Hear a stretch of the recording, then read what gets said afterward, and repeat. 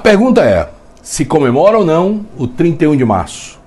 Antes de você responder, é importante você ficar sabendo um pouco da história, ter uma noção como andavam as coisas naquele tempo, nos anos 60, há 50 anos atrás.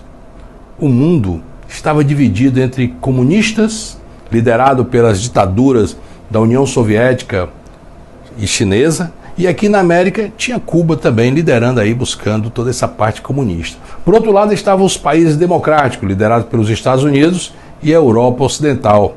A Europa Ocidental é Inglaterra, Itália, França. Bem, naquela época o Brasil estava subdesenvolvido, era rural. A nossa industrialização estava nos seus primórdios dias, país de analfabeto, pobre, uma presa fácil para políticos populistas e demagogos. Em 1960, elege o presidente pelo voto direto, o senhor Jânio da Silva Quadros. Seu governo durou apenas 7 meses, pois ele renunciou. Dizem que estava chutado, tinha tomado umas, achava que poderia, de repente, haver uma comoção nacional pedindo que ele retornasse e assumisse a presidência. E isso não houve. O Congresso aceitou sua renúncia e quem deveria assumir seria seu vice-presidente, João Goulart. O seu vice naquele momento estava na China comunista, estava fazendo visita lá. O Brasil então se divide, inclusive as próprias Forças Armadas. Uns queriam que ele assumisse a presidência e outros não. O Congresso Nacional na época encontrou a seguinte saída, que agradasse a todos. Ele assumiria, mas o país deixaria de ser presidencialista e se tornaria parlamentarista, ou seja, João Goulart dividiria atribuições com o primeiro-ministro, indicado pelo Congresso. E assim foi feito. Ocorre que João Goulart fez um plebiscito depois, e o povo escolhe o sistema presidencialista, e ele volta a ser presidente. Se instala no país um clima de instabilidade, e como presidente, tenta declarar estado de sítio, medida que ampliaria seu poder, no qual poderia transformar o Brasil, naquele momento, em uma ditadura comunista, já que ele era simpatizante do comunismo. O plano econômico dele tinha sido um fracasso. E no dia 13 de março, 13, olha o número, fez um discurso na Central do Brasil, falando das medidas que iria implementar. Essas medidas vistas pela sociedade como sendo comunistas, como reforma agrária, reforma urbana, desapropriações de terras, estatizações das empresas e outras ideias importadas da China e da União Soviética.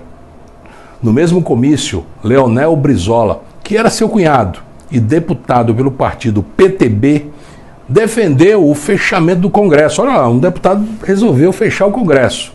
E a sua substituição para uma Assembleia Nacional Constituinte, que deveria ser composta por camponeses, operários e alguns sargentos. Com isso, desencadeou-se uma crise no país sem precedentes, economia em frangalhos e um panorama político super confuso. Com isso, o povo literalmente foi para a rua, foi para as ruas mesmo. A Igreja Católica promoveu a Marcha da Família com Deus pela liberdade. A classe média, produtores rurais, pediram a intervenção. A oposição militar ao governo João Goulart se acentua. E com tudo isso, no dia 25 de março, há uma rebelião dos marinheiros. E os fuzileiros navais são enviados para debelar aquela insurgência, mas acabaram aderindo ao movimento. E essa quebra da hierarquia militar é o argumento decisivo, a gota d'água para a deposição de João Goulart. Ou isso acontecia, ou haveria uma guerra civil.